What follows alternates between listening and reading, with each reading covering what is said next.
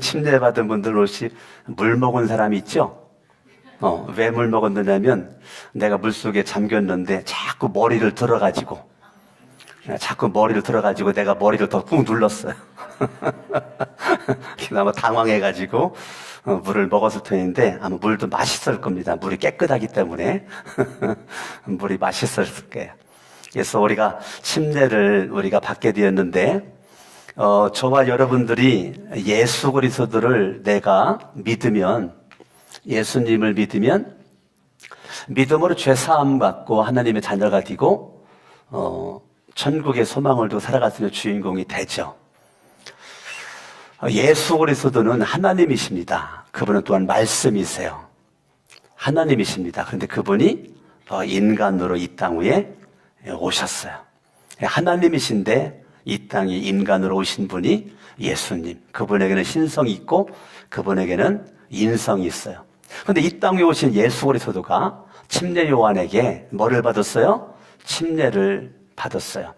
침례 요한에게 침례를 받으려고 가니까 침례 요한이 예수님에게 하는 말이, 내가 침례를 예수님에게 받아야 될 터인데 어찌하여 나에게 침례를 받겠다고 오십니까? 할 수 없습니다. 그러니까 예수 그리스도가 오늘 본문 15절에 뭐라고 말을 하느냐면 이렇게 말씀을 하십니다.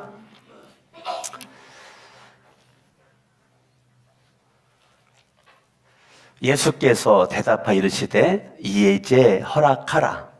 네가 나한테 침례를 주기를 원한다. 우리가 이와 같이 하는 것이 모든 의를 이루는 것이 합당하니라. 그러니까 네가 나에게 침례를 주는 것이 모든 의를 이루는 것이다 라고 예수님께서 말씀하셨어요. 그러니까 침례 요한에게 예수님이 침례받는 것은 모든 의를 이루기 위함이라는 거예요. 그러니까 예수님이 침례 요한에게 침례받는 것은, 이것은 다른 말로 얘기하면 그것은 하나님의 뜻이라는 거예요. 하나님의 뜻. 하나님의 뜻 가운데서 이루어지는 것이기 때문에 너와 나는 침례를 주고 받음으로써 하나님의 뜻을 이루게 되면서 하나님의 의를 이루는 그런 이 일에 우리가 있어야 된다라고 하는 거예요. 그러니까 예수님께서 침례를 받는 것은 의를 이루기 위함이라는 거죠. 의. 예수 그리스도가 이 땅 위에 죄로부터 구원하기 위해서 예수님이 이 땅 위에 오셨습니다.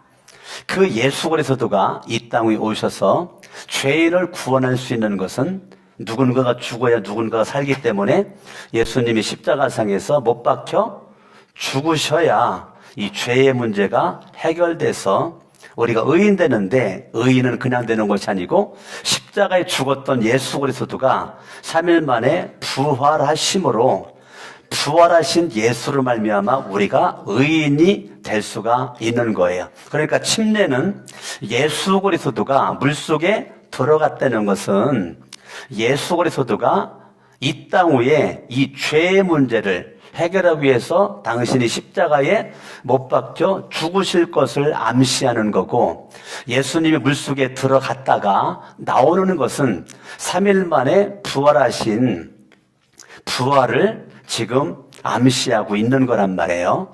예수님이 물속에 들어가는 것은 죄가 없죠. 예수 그리스도는 하나님이시기 때문에 인간으로 오셨지만 죄가 없어요. 여기 접어두시고 히브리서 4장을 보겠습니다.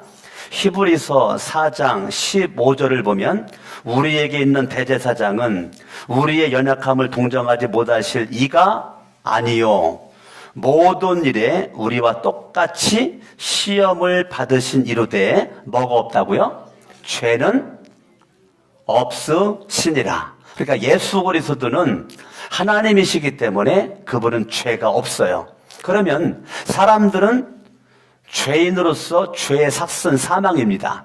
죄로 말미암아 죽어요. 근데 예수 그리스도의 죽으심은 그분은 죄가 없는데 죽으셨단 말이에요. 그러니까 예수님의 죽으심은 의인들의 이 죄인들의 죄를 대신해서 예수님이 십자가에서 못 박혀 죽으신 거지 예수님이 죄가 있어서 죽은 것이 아니다.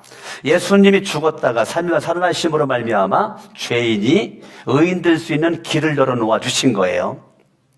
그래서 예수 그리스도가 길이고 진리고 생명이신데 예수 그리스도가 침례를 받음으로 말미암아 그분은 죽으심과 부활을 암시하고 있고 누구든지 예수 그리스도를 나의 왕으로 주인으로 믿는 자, 예수를 믿는 자, 그 예수 그리스도를 믿는 자, 죄 사함을 받은 자, 하나님의 자녀가 된 자, 천국을 갈 수 있는 자. 여기 왜 지워졌지? 그래 지웠구나. 잘 지웠어. 뭔가 또 궁금하잖아. 내가 시간을 아끼려고 지금 안 지웠는데 시간이 많이 간 것 같아서. 예, 왕 주인님을 내가 신앙 고백하면서 살겠다라고 결단하는 것이 침례입니다. 내가 예수를 믿으면 구원받는 거지 침례는 구원의 조건이 아니에요. 예수를 믿으면 구원을 받아요. 침례는 저와 여러분들이 예수 그리스도가 받았던 그 침례, 그건 내가 순종 차원으로 받는 거예요. 순종. 예수님이 침례를 받았기 때문에 내가 순종 차원으로 침례를 받는 거란 말이에요. 예수님이 침례 받는 것은 하나님이시면서도 침례 받았다는 것은 그분의 겸손함이시고 예수 그리스도의 인간으로서의 그분이 있던 것이어가지고 십자가에서 못 박혀 죽을 것을 그분이 말씀하시고 부활을 말씀하신 이 침례를 받았는데 우리가 침례를 받는 것은 구원받으려고 받는 것이 아니고 예수 그리스도가 받았던 그 침례, 겸손과 순종함으로 받았던 침례, 죄 문제를 해결하겠다라고 받았던 침례, 부활을 암시하는 그 침례를 내가 받음으로 나는 예수와 함께 죽음을 선포하는 것이고 예수와 함께 살으심을 선포하는 게 침례란 말이에요.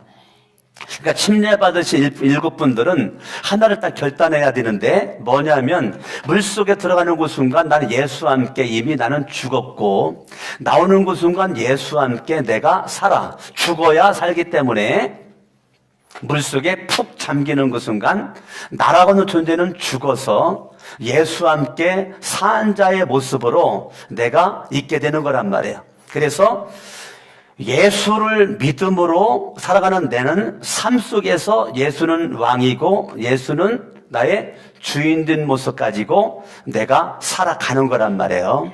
그런데 내가 침례를 받는데 예수님이 침례를 받고 올라오는 그 순간 하늘의 문이 열리게 되었단 말이에요. 하늘의 문이. 하늘의 문이 활짝 열리게 되면서 성령께서 비둘기 같은 모습으로 예수님에게 임하였단 말이에요.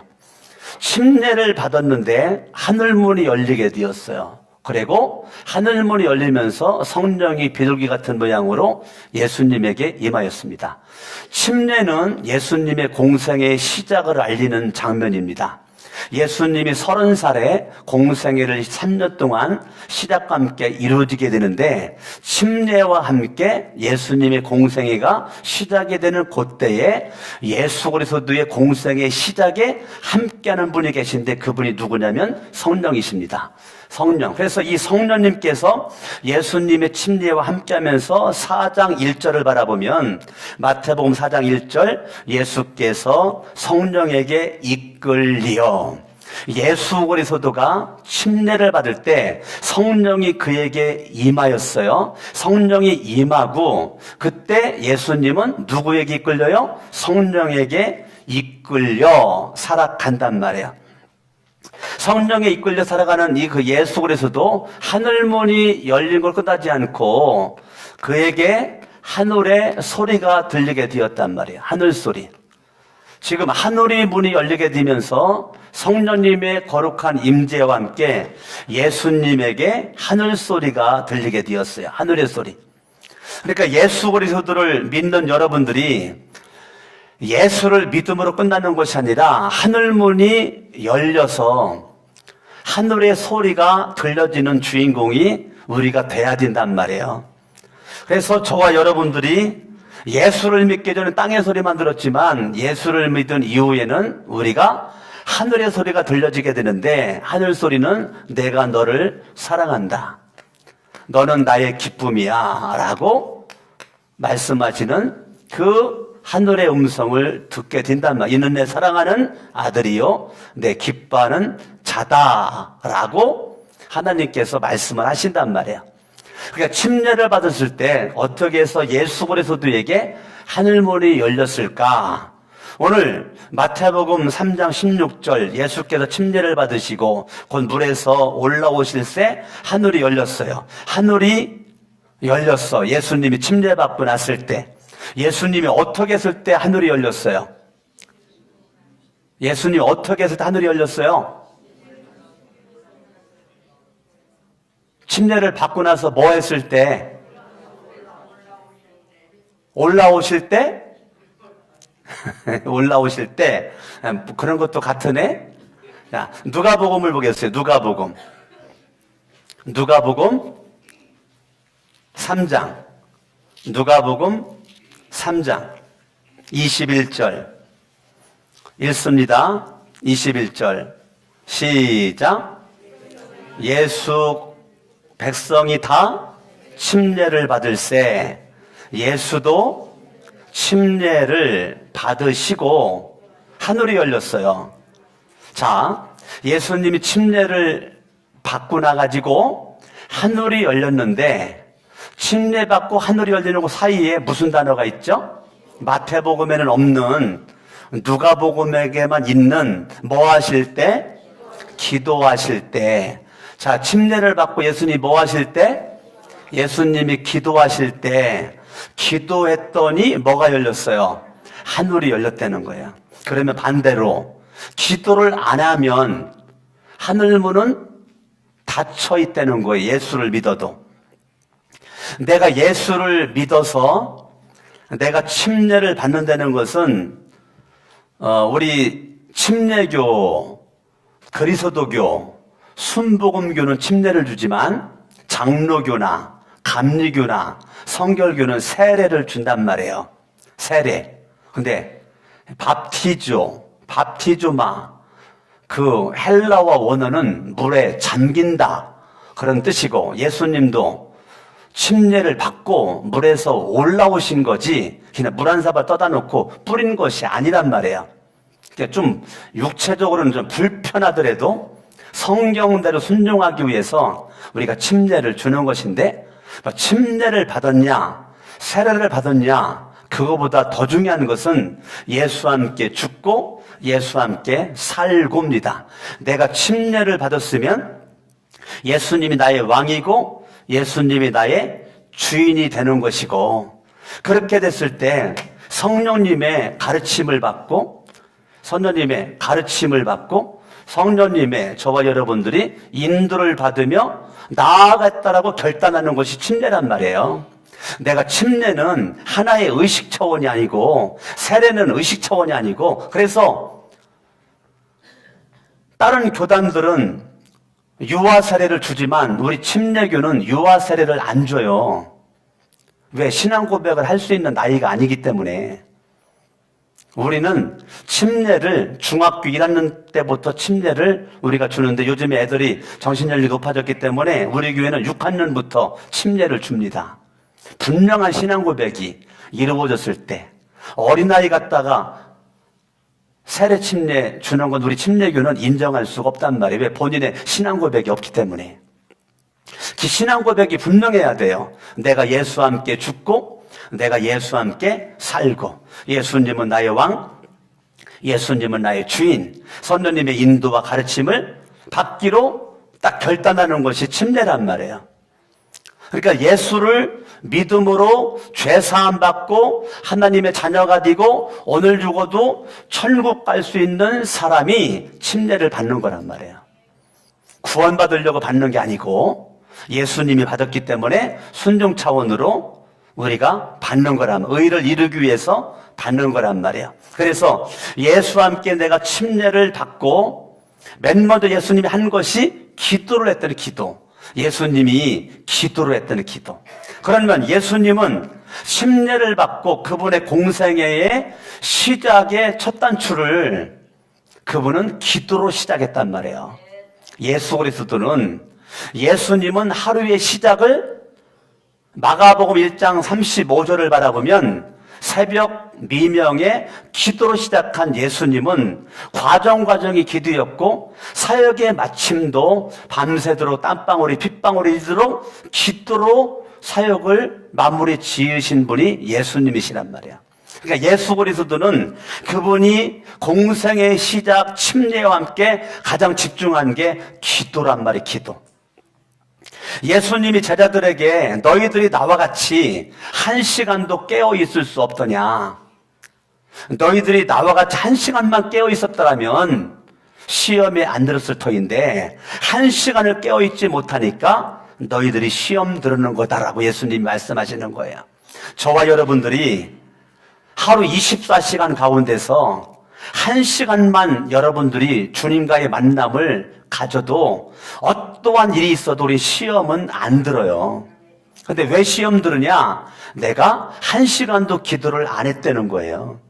한 시간만 기도했어도 시험은 안 들었는데 시험 들었다는 것은 내가 기도를 소홀히 했다는 거예요. 주님과의 만남 속에서 기도를 통해서 엄청난 에너지가 나에게 오기 때문에 시험보다 더 큰 하나님의 은혜가 있기 때문에 우리 시험을 들을 수가 없어요. 여러분들이 새성전 건축에서 우리가 예배드리는 거로 이거로 만족하지 말고 여러분이 영적인 모습이 정말로 내가 믿음으로 기도할 수 있는 주인공, 하루에 1시간은 여러분들이 이왕이면 집에서도 할 수 있지만 성전 기도 하실 수 있기를 바라고, 성전에 나와서 할 수 없다면 직장에서나 사업장에서나 운전하면서나 버스나 전철 안에서나 여러분들이 기도를 1시간을 채워보란 말이에요. 그러면 여러분들에게 어떤 일이 벌어지는가? 하늘문이 열리고 하늘소리가 들려지는 신비한 영적 체험을 여러분들이 할 수가 있고 많은 간증거리가 여러분들에게 나온단 말이에요. 왜 간증거리가 없어요? 기도 안 하니까. 왜 간증거리가 없어요? 내가 안 죽어서 부활을 경험할 수가 없는 거예요. 내가 죽어야 부활이 경험되어지는데 내가 안 죽으니까 부활이 경험되어지지 않는 거예요. 한날의 밀이 땅에 떨어져. 그 땅에 떨어져 이 밀알이 흙 속에 있는 이 밀알이 말이에요. 이것이 썩어져. 그런데 생명의 그 눈이 있는 이 씨는 요것이 썩어지면서 싹이 난다니까요. 요 썩어지면서 요 씨앗이 밑거름이 되고 싹이 나가지고 요것이 이파리 피고 열매를 주렁주렁 맺게 되는 것은 썩어지지 않으면 열매를 맺을 수가 없어요. 한 알의 밀이 많은 열매를 맺으려면 이게 땅에 떨어져 썩어. 그렇지만 썩지만 여기에는 생명이 있기 때문에 이 생명은 썩지 않고 이 땅을 뚫고 나온다니까요. 여러분들이 예수를 믿는다는 것은 내 몸에 예수 그리스도의 생명의 씨가 있는 거예요. 아멘? 예. 예수 그리스도의 이 생명의 씨가 내 속에서 살아 꿈틀거리기 때문에 여러분들 어떠한 인생의 어려움과 고난이 와도 생명의 씨는 죽지 않아요. 어떠한 일이 와도 이것은 죽지 않고 계속 자라난다니까요. 왜요? 생명의 씨기 때문에 그래요. 그러니까 여러분들이 예수를 믿는 것 자체는 생명이 없는 모습이 아니라 생명이 있는 자의 모습으로 내가 예수를 믿기 때문에 어떠한 인생의 고난과 어려움이 와도 나는 썩어서 없어지는 존재가 아니라 고난이 있으면 있을수록 더 썩어지면 썩어질수록 이 씨앗은 활발하게 움직여가지고 땅을 뚫고 나오게 된다니까요. 내가 죽어야 무덤을 뚫고 부활을 경험한단 말이에요. 내가 안 죽으면 부활을 경험할 수가 없어요. 내가 죽음을 경험을 해야 부활을 경험하는데 왜 사람들이 부활을 경험하지 못했느냐면 안 죽었기 때문에. 안 죽었기 때문에 부활을 경험할 수가 없는 거예요. 내가 죽으면 경험되어지는데 우리는 죽는 건 관심이 없어요. 뭐만 관심이 있어요? 부활만 관심이 있어요. 기도는 관심이 없어요. 뭐만 관심이 있어요? 잘 되는 것만 관심이 있어요. 내가 씨앗을 심어야 열매를 맺는데 심는 것은 관심이 없어요. 거두는 것만 관심이 있어요. 안 심었는데 어떻게 거둬요? 안 심었는데. 내가 심어야 거두지. 내가 땀을 흘려야 열매를 거두는 거지. 내가 안 심었는데, 내가 안 흘렸는데 거둘 수가 없어요. 그러니까 우리가 똑똑한 것 같지만 굉장히 멍한 거예요. 저와 여러분들이 예수 그리스도를 믿는 것이 열매를 보지 말고 심는 거에 집중하시길 바랍니다. 뭐에 집중을 해요? 내가 뿌리는 거에 집중을 하셔야 돼요. 뿌리잖아요. 때가 되면 거두는 거예요. 지금은 안 걷어져도 눈에 보이지 않아도 괜찮아요. 뭐만 하면 돼요? 열심히 뿌리는 거에 신경 써야 돼요. 뿌리는 거에 집중하세요. 여러분, 응답 오는 건 여러분 신경 끄세요. 기도는 네 가지만 응답은 하나님이 주시기 때문에 나는 뭐 하는 거예요? 믿음으로 기도하는 거예요. 내 힘 가지고는 살 수 없사오니 하나님이 도와주시지 않으면 살아갈 수가 없는 존재입니다. 연약한 존재입니다. 라고 하나님 앞에 무릎 꿇는 거, 이것이 여러분들에게 복이랍니다. 주님의 때가 되면 내가 뿌린 씨앗 다 응답이 됩니다. 그렇기 때문에 적게 뿌리면 적게 거두고 많이 뿌리면 많이 거두기 때문에 이왕이면 여러분들이 많이 뿌리시기를 바랍니다. 할렐루야. 여러분들이 정말 정신 차리고 맘먹고 시간도 가능하고 움직일 수 있다면 성전기도 하루에 1시간씩 하시고, 정말 환경적으로 집이 멀어서 여러 가지 여건 속에서 성전을 올 수가 없다면 집에서라도 여러분들이 어느 곳에 있든지 1시간을 채우세요. 여러분들이 예수님께서 기도에 집중을 하시고 삶 자체가 공생의 기간 동안 기도를 떠나서는 예수님은 존재할 수가 없었던 것처럼 저와 여러분들이 기도하는, 여러분들이 저를 위해서 기도할 때 이것저것 복잡하게 할 것 없어요. 하나님, 강석원 목사님이 기도하는 목사님이 되게 해주세요. 여러분들이 그 기도해주면 저는 만족하단 말이에요. 다른 기도 할 것 없어요. 여러분, 서로 중보기도 할 때도 하나님, 우리 교회 장로님들이, 권사님들이, 집사님들이, 성도님들이, 청년들이 나 기도하는 그러한, 나 요거 한 가지만 난 우리 교회 소문났으면 좋겠어요.